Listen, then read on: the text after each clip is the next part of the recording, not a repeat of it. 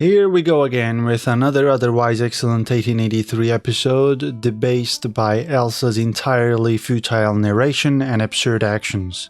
Normally, I actively try to avoid too much negativity on this channel. I don't like hate watching, but man, I'm telling you, I've had enough of her shenanigans and the way she ruins the flow and the immersion of the show. Hi there mate, how's it going? It's Benji here, and this is a breakdown and review of 1883 episode 7 titled Lightning Yellow Hair. And just a quick disclaimer, if you can't handle criticism about something you like, this video might not be for you, because I won't pull any punches. Here we go. This one starts with another pointless voiceover by Elsa, but there isn't anything here that's too bad, it's just meaningless. We soon learn that the convoy is passing through Comanche land, and thus they have to pay the Comanches a certain amount of money to graze cattle on their land. Wade calls this a quote-unquote tax.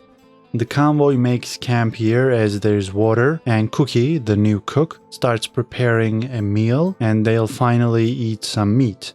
A Comanche by the name of Sam and his partner are present as well, but in the meantime Cookie starts blasting some of the pioneers who are trying to pick up the food themselves, and Cookie tells them angrily that he'll put the food on their plates himself.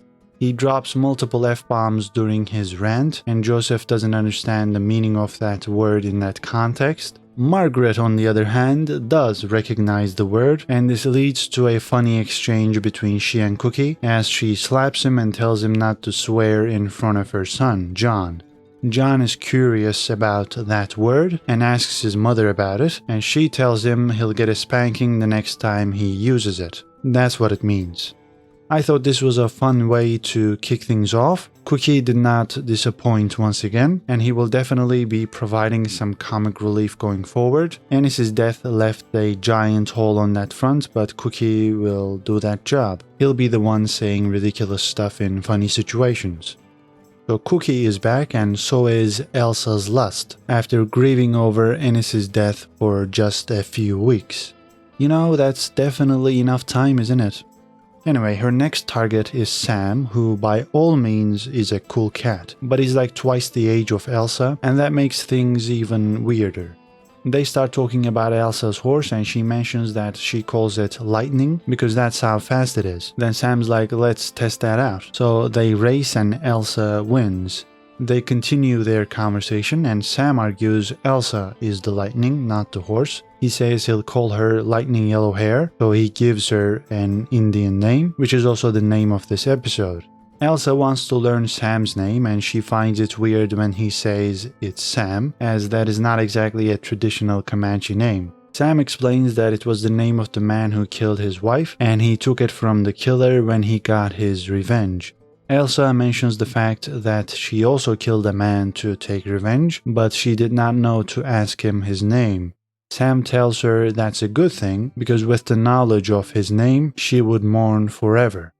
Elsa gifts Sam some of her hair, and in exchange, Sam gives her his knife, as her knife isn't too sharp. They part ways after this, and at this point, their relationship is entirely platonic, and it's delightful to watch. This isn't the part I had a problem with, and we'll get to that later in the video. That night, Elsa asks her mother if she is happy, and Margaret says in general she is worried about her son, her daughter, and their safety, but in this moment she is happy because she's with the people she loves. She even says she envies Elsa because Elsa's freedom isn't something that's possible for Margaret. There's another monologue here by Elsa about clouds and rain, but the less said about that, the better. On the other side of camp, Sam and Shay talk about bandits, and Sam says the direction the convoy is headed is more dangerous, and that they're the perfect size for bandits, big enough as a prize and small enough to fight against. Sam also says they're still having a war in the northwest, which is the convoy's destination, that area, and Sam thinks they should just stop in Colorado instead of venturing into the Montana, Wyoming area, but they'll have to worry about that another day as they've got more pressing concerns at the moment, like the upcoming storm. Ideally, they would head out at night, but Shay doesn't think the pioneers can handle that, so they wait until the morning. Cookie is gone by then without having said a word, and they don't even know if he abandoned them or if he was just trying to get ahead of the storm. The convoy gets on the road in the morning, and I'll say this from the top. The visuals, the music, the direction, the action sequences, most of that stuff from this point on looks and sounds great. So on that front, they've done an excellent job. I can't really say the same thing about some plot elements though. The storm eventually causes a tornado and everybody has to leave their wagons and their horses to find low ground and ride out the storm. Elsa, Wade and Colton let the herd go instead of chasing them. Sam comes back to help, and this is where things get kooky. Sam and Elsa lie down and Elsa is quite scared, screaming at the top of her lungs, and then she decides to make out with Sam, to I guess avoid screaming? Okay then. In my opinion, this is a terrible move from a writing standpoint, because the initial platonic nature of their interactions was what made this duo interesting. This attraction should never have had a physical outcome, because I believe that cheapens whatever's going on here. It feels very much like a thing you would see on modern television or film. The hearty teenager girl who just lost her first love makes out with a man twice her age, just a few weeks after that tragic event. Yeah, that makes sense. The impossibility of a real future between them and their knowledge of this fact, contrasted with their apparent chemistry, was interesting enough, so the making out was not needed. And in general, I don't know about you, but personally, I'm not tuning into 1883 wondering who this teenager will make out with next. Like, we have 3 episodes remaining this season, and I can see Elsa doing this with a couple other people. What she had with Ennis was something special, but the way she has moved on, whatever happened here and whatever happens going forward, has not and will not remotely approach the relationship of Ennis and Elsa. Everybody magically survives the tornado and the storm disappears entirely after Elsa kisses Sam, which obviously felt completely unrealistic the way it just went away. Elsa's horse manages to survive as well, and she gets on it with Sam to look for the other horses. They find them and Sam leaves after saying that this is her home too now. Things get even cringier when James finds Elsa and she says the tornado wasn't hell, it was heaven. Yeah. Yep, she really said that. At this point I'm thinking I would have taken a break and came back later if I wasn't covering the show on YouTube. That piece of dialogue was that bad. Elsa's dumbass remarks like this remind me of a subreddit I've heard of. Its name is I'm 14 and this is deep. And that's exactly what Elsa's narrations are like the one at the end of the episode when she says there's no heaven to go to because hell and heaven are on earth and God is the land. That is something a freshman at high school would say and think they are smart. So this is getting tiring. Shay and Thomas catch up and Shay says they have a total of 8 wagons left, which is not enough for 26 adults and 22 children. That's how many people there are in the convoy. The nearest town is Denver, and they won't make it there in this condition, so for now they think they'll have to return to Dawn's Crossing. Shay looks for and finds Thomas's horse. Shay then comes across Cookie, and he confirms that he headed out at night to get ahead of the storm and he's now back. Cookie also mentions that 6 thieves were with their herd, so Shay gathers everyone and they go after them. Wade and Colton stay with the pioneers in case the bandits double back, while James, Thomas, Shay, and Elsa go after the bandits. Margaret is pissed off when she learns about this from Colton, so she takes his horse and goes after Elsa, though Margaret isn't involved in the main action until the very end, when she has to kill one of the bandits who managed to get away wounded.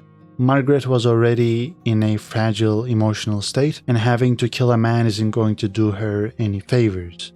But let's talk about the main action sequence. They find out that there are actually 13 thieves, not 6, so our protagonists pan out wide and take positions with their rifles. Elsa is told to run away. Shay, Thomas, and James all get shot, but none of their wounds are too serious, which is another problem I had with this episode. They are targeted by 13 different bandits on an open field, and some of the bandits do manage to get really close, but I guess these bandits are like stormtroopers. They can't land a single good shot to save their lives.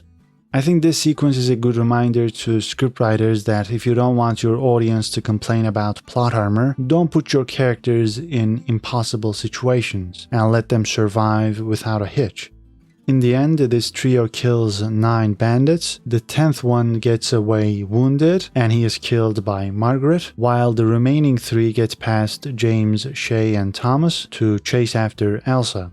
And at this point, in the middle of the most exciting moment of the episode, just when Elsa's being chased and I'm wondering what's gonna happen. I'm excited and I'm all hyped up because I'm loving this action. It's not entirely realistic, but it is still exciting. And I'm thinking, what are they gonna do? Well, here's what they do. They put the footage in slow motion, and we have another dang voiceover monologue by Elsa.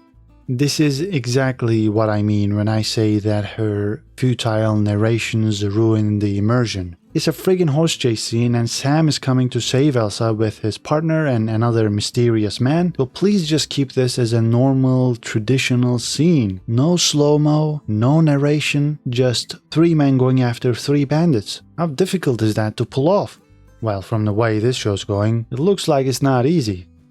The 3 men who saved Elsa check in on Shay and company, and the mystery man is apparently Charles Goodnight, who was a legendary real-life cowboy back in those days. We also have to mention that he's played by Taylor Sheridan, the showrunner and writer himself. I couldn't recognize him at first, to be honest. He looks so much different with that beard, but I think he did a pretty good job as Charlie. Shay and Charlie know each other and it sounds like he'll join up with this outfit, at least for a little bit, because they need all the help they can get. So I like this new character and I'd be happy to see him in another episode. I also really like Sam, by the way. My problem wasn't really with him, it was more with Elsa. I could complain for an hour about this episode, but I'm pretty sure I've made my overall feelings crystal clear. It's at a point now with this narration and Elsa's general nonsensical dialogue that I might quit on the show after season 1. It's that annoying. I'm sure I'll still give the second season a shot and see if things get better, but if this is the blueprint and if they keep going like this, I'll be turned off. Don't get me wrong, I like almost everything about the show other than Elsa, and I actually think Elsa is a great character, at least in general, but her worst bits are getting unbearable. Alrighty then, what did you think about this episode, and do you agree or disagree with me? Either way, let me know by leaving your comments down below. Like this video if you've enjoyed this breakdown, and subscribe for more movie reviews and TV show breakdowns. That's it for now, take care and see you in the next video.